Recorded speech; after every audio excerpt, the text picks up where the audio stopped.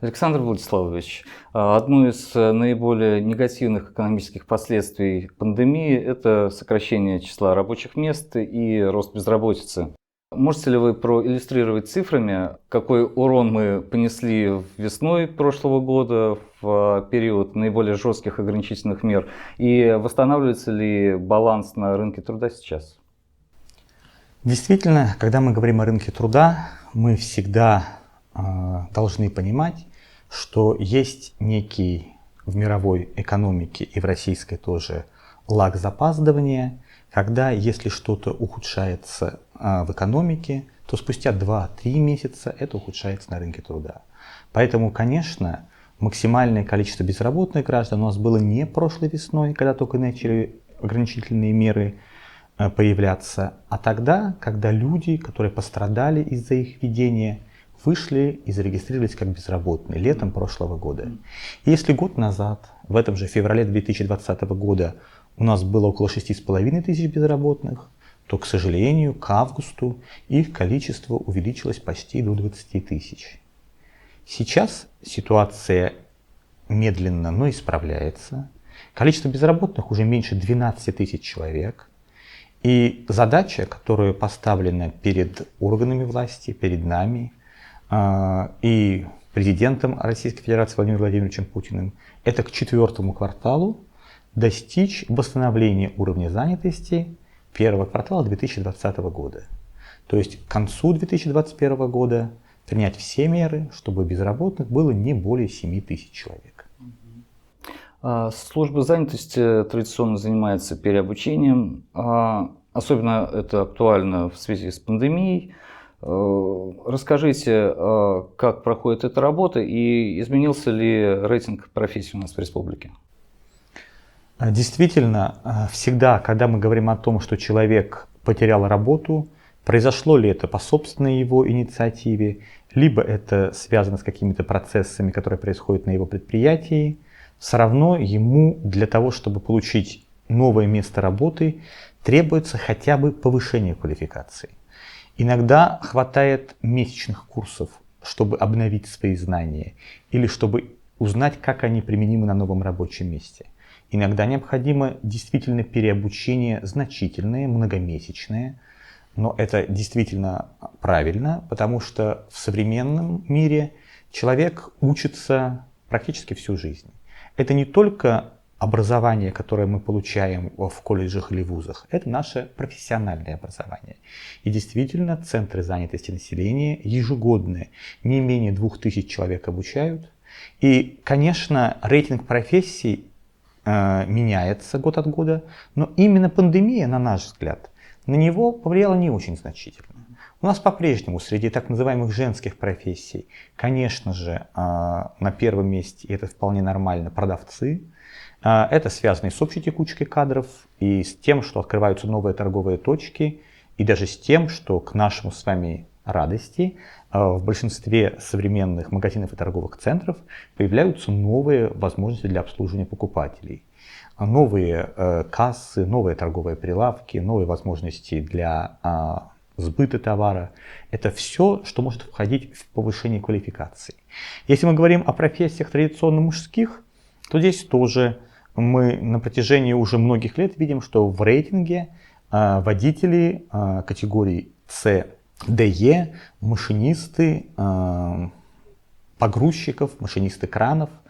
В принципе, то, что эти профессии и обучение на них сохранилось в период пандемии, как раз говорит нам о том, что экономика у нас в большей степени, наверное, добывающая, не сервисная, от пандемии пострадала менее значительно, а начала быстрее восстанавливаться. Нам опять нужны были люди, которые будут осуществлять соответствующие перевозки. У нас не упали темпы жилищного строительства. И по этим профессиям можно было получить переподготовку. Я всегда, когда говорю о переподготовке, я подразумеваю трудоустройство, потому что у нас 4/5, то есть 80% всех, кто переподготовку прошел, трудоустраиваются. Просто пройти переподготовку ради переподготовки, это, конечно, не наш вариант. И понятно, что в прошлом году нам помогли и те меры, которые дополнительно были приняты и правительством Российской Федерации, и Республики Коми. Ну, во-первых, у нас была возможность переподготовить и людей пенсионного возраста, и женщин, имеющих детей в возрасте до 7 лет, благодаря национальному проекту «Демография». Здесь мы действительно смогли дополнительно более 1500 человек обучить. И очень хорошая программа была Министерством просвещения Российской Федерации совместно с нашим Министерством образования и молодежной политики проведена, где люди, пострадавшие от влияния коронавирусной инфекции, могли обучиться в дистанционной форме. Часто только сдача экзамена была в форме очной. Как ни странно, дистанционное обучение, оно оказалось не таким уж плохим. Нареканий от учащихся, от работодателей немного. И уровень трудоустройства тоже неплохой. А ведь всего вот через Министерство образования дополнительно в службе занятости обучилось 900 человек.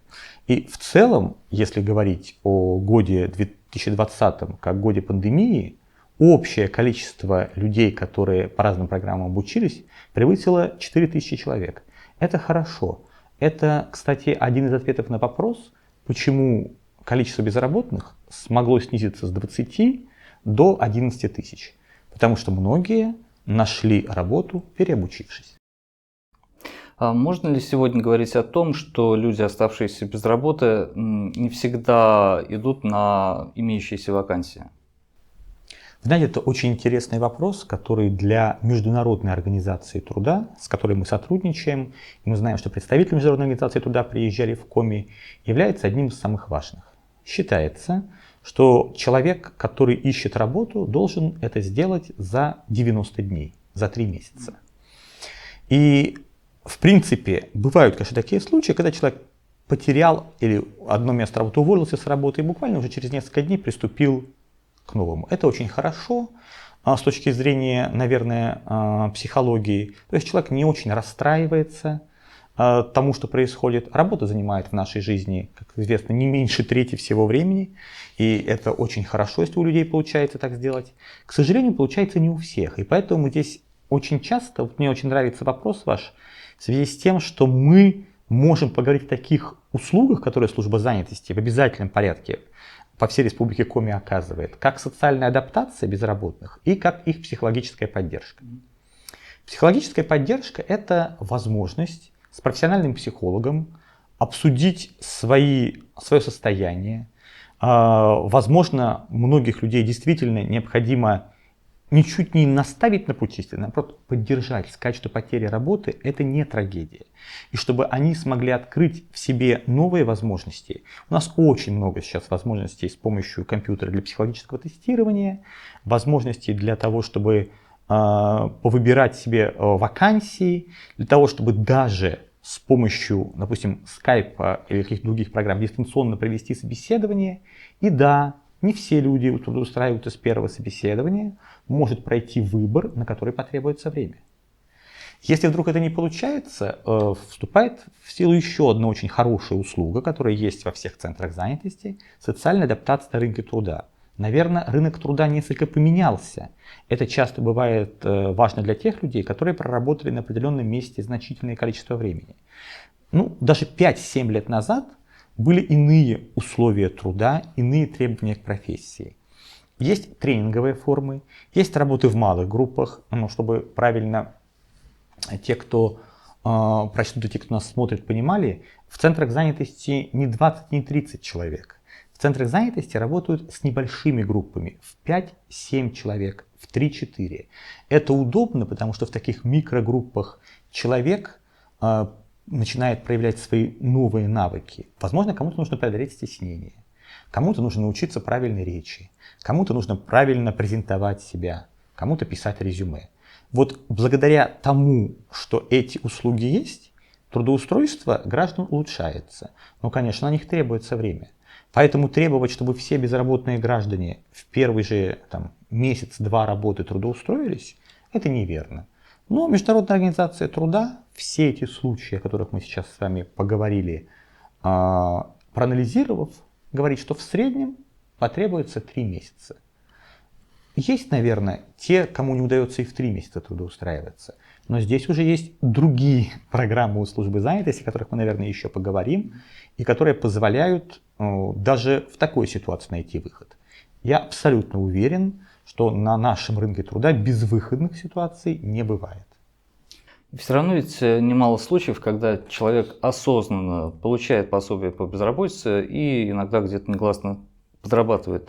А как бороться с такой ситуацией? Как бы нам не хотелось говорить о том, что все у нас граждане очень хорошо осведомлены о том, что нужно вести себя, в том числе и в службе занятости, честно, и каждый человек, который признается безработным, в обязательном случае подписывается собственноручно, рукой, без всяких средств компьютерных, что он ознакомлен с тем, что он может получать пособие только в периоды незанятости, все равно появляются те, кто одновременно считаются и занятыми, работают, и за то же время получают пособие. Раньше таких случаев было меньше, потому что выявлять это было не так-то просто. У службы занятости нет никаких собственных на это полномочий. Мы здесь работаем с правоохранительными органами. И чаще они, когда запрашивают у нас те или иные данные, выясняют, что гражданин Н, оказывается, и работает одновременно, и пособие получает. Но в 2020 году это, наверное, то положительное, что нужно в этой непростой ситуации обязательно отметить. Заработала система, которая на портале «Работа в России» позволяет человеку зарегистрироваться электронно безработным и также с помощью запросов в налоговую службу, в пенсионный фонд посмотреть, в какие именно даты человек является занятым, работает. И тут бывает и забывчивость людей. То есть люди забывают, что у них с кем-то заключен договор. Они говорят, я ведь там не получал денег. Но он является человек занятым, даже если там не работает. Он не может получать пособие в то же время. Бывают случаи, когда человек действительно, как вы говорите, иногда осознанно идет на обман. А бывают случаи, когда работодатели по тому, что у них кадровые работники, очевидно, не очень справляются, возможно, с потоком, который есть на предприятии, больших документов, не вовремя сообщают об увольнении или о принятии работника. И поэтому случаев достаточно много, но в целом большая часть таких случаев, о которых мы говорим, когда человек получал незаконно пособие, она исчисляется буквально 1-2 днями. Если человек, условно говоря, 25 числа устроился на работу, а по 26 еще получал пособие, за эти 2 дня, за 25 и 26, у него получается переплата пособия, мы связываемся со всеми такими людьми и просим их в досудебном порядке такие суммы вернуть. Ну, это небольшие переплаты, они составляют подавляющее большинство случаев, но, к сожалению, есть и те люди, о которых мы с вами знаем, которые одновременно пытаются и получить и пособие, и другие возможности, и какие-то другие средства. И, к сожалению, у нас сейчас в судах несколько десятков уголовных дел по тем гражданам, которые действительно получили пособие незаконным путем. Я повторяю, мы каждый раз, нет ни одного раза, чтобы служба занятости не пыталась это урегулировать в досудебном порядке. Но, к сожалению, происходит и такое. Мы активно работаем с правоохранительными органами, нам помогают органы надзора, прокуратуры. Люди такие выявляются, и мы надеемся, что со временем, когда все привыкнут к этой новой системе, таких случаев будет меньше. Настойчивый товарищ. Еще один момент. Оцените, пожалуйста, ситуацию на рынке вахтового труда в республике. Какое сейчас? Изменилось ли соотношение местных работников и приезжих из других регионов России, из стран дальнего зарубежья? И действительно ли приезжающим не надо платить северный? Поэтому, собственно, это всех устраивает, и работодатели тоже, а местные просто их не привлекают предложенные условия. Очень сложный многогранный вопрос. Вот в одном вопросе прямо несколько. Да, ну, во-первых, конечно, уровень количества вахтовых работников снизился. В прошлом году были закрыты отдельные перевозки, было из-за коронавирусной пандемии меньше возможности переезжать из региона в регион. Конечно, сейчас вахты из других регионов страны работает людей меньше. Меньше их и из зарубежных регионов. Что же касается того, кто именно работает, я думаю, что надо обязательно говорить о той позиции, которая занимает правительства Республики Коми, мы всегда рады квалифицированным кадрам. Поэтому мы участвуем в 2 программах. Одна называется «Привлечение в республику соотечественников».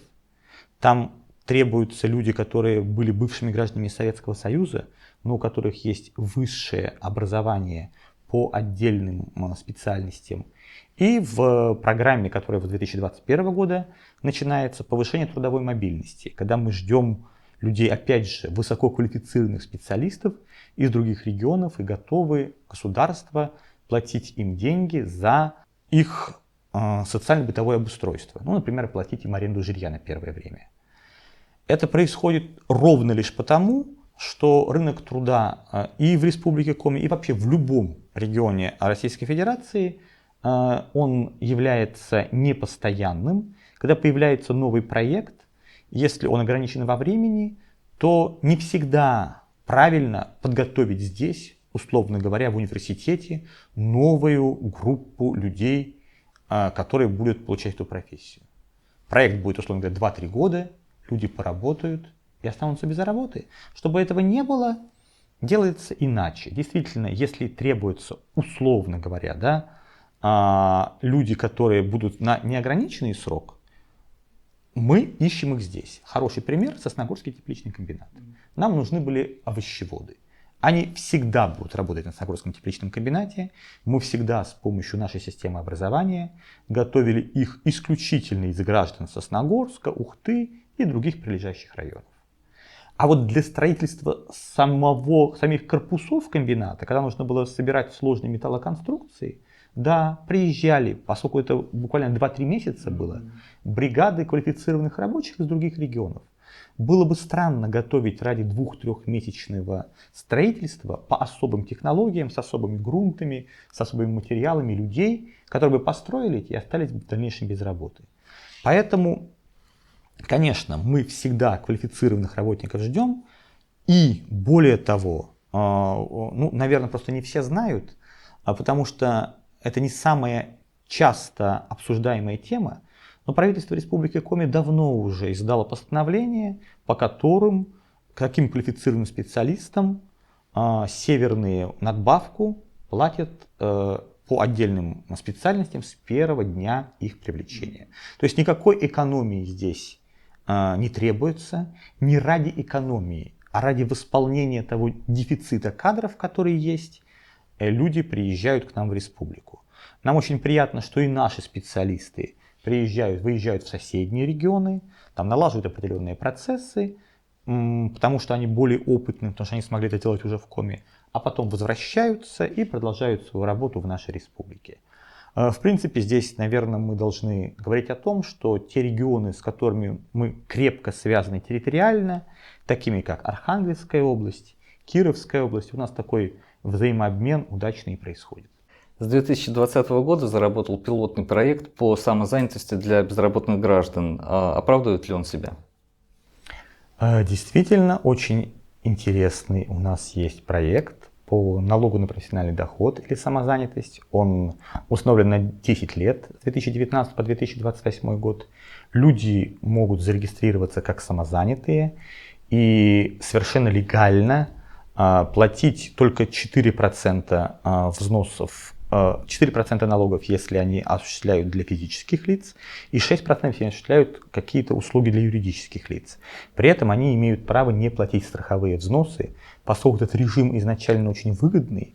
Надо сказать, что действительно у нас можно для безработных граждан этот эксперимент уже признать удачным.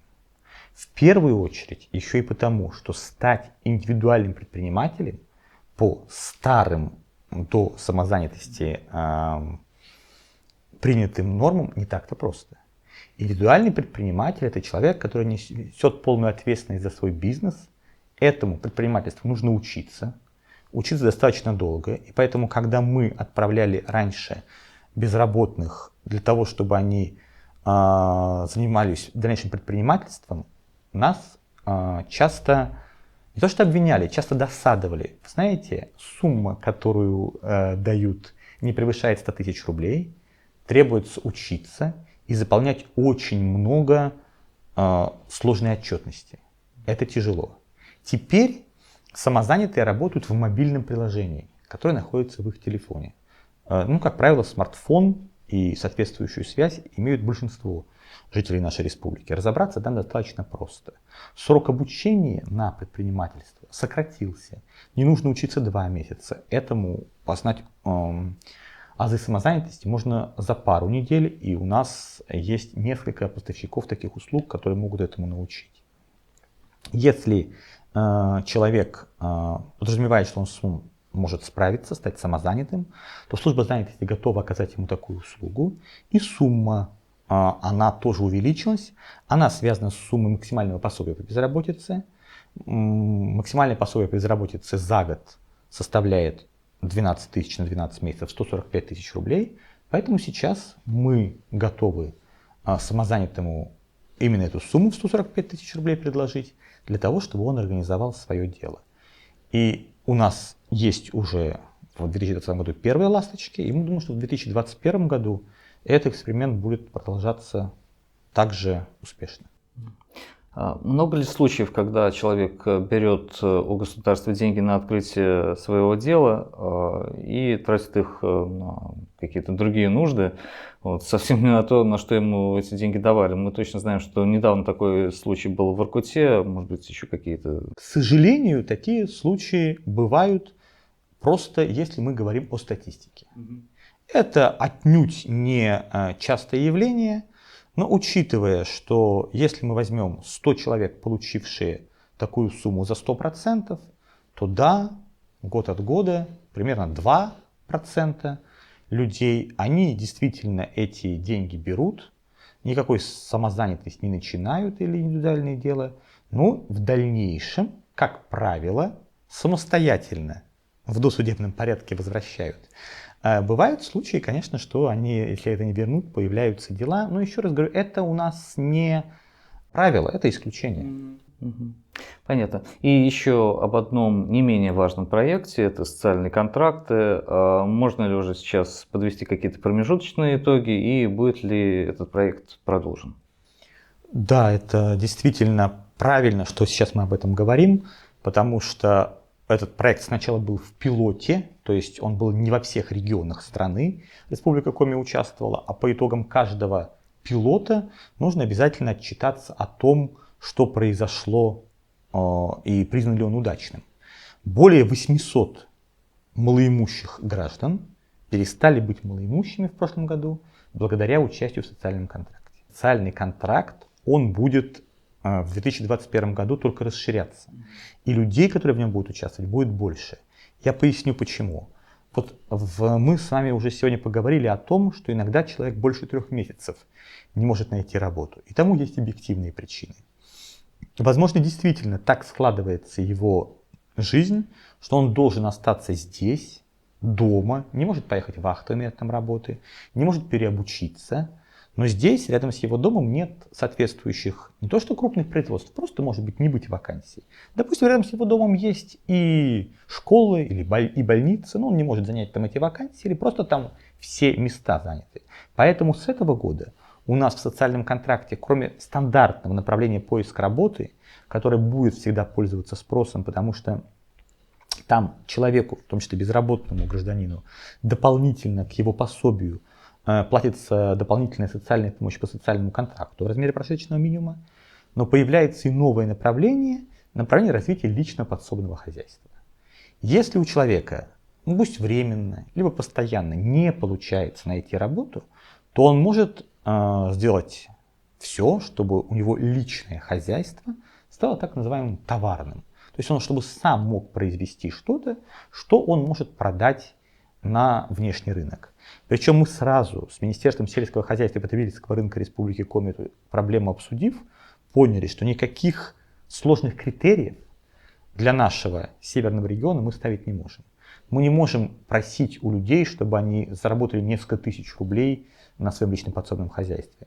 Мы можем просить только одного, чтобы они на те суммы, которые им будут даваться, а сумма это до 100 тысяч рублей, занялись одним из видов деятельности личного подсобного хозяйства. Растениеводством, выращивали те овощи, которые позволят и им самим себя прокормить и, возможно, что-то продать соседям, либо закупочным организациям. Или, допустим, птицеводство, то есть и самим обеспечить себя яйцом и мясом, условно говоря, кур, там, гусей, индеек, и какие-то излишки свои продать извне. И нам кажется, что понятно, что не только Коми было и среди тех регионов, которые очень настаивали на введении этой новой меры поддержки лично подсобного хозяйства. Но нам кажется, что и в Коми, несмотря на наши сложные климатические условия, эта программа будет поддержана в первую очередь обществом. У нас обязательно появятся те люди, которые действительно хотели бы развивать свое личное подсобное хозяйство. И в самом оптимистичном сценарии мне бы хотелось думать, что выстроится очередь желающих не просто развить, то есть не просто временную получить работу, хотя мы готовы получить временную работу, а получить эти деньги на развитие своего хозяйства, развитие своего дома, то, что очень часто и требуется нашим гражданам. Александр Владиславович, на этой оптимистичной ноте и закончим интервью. Спасибо. Спасибо.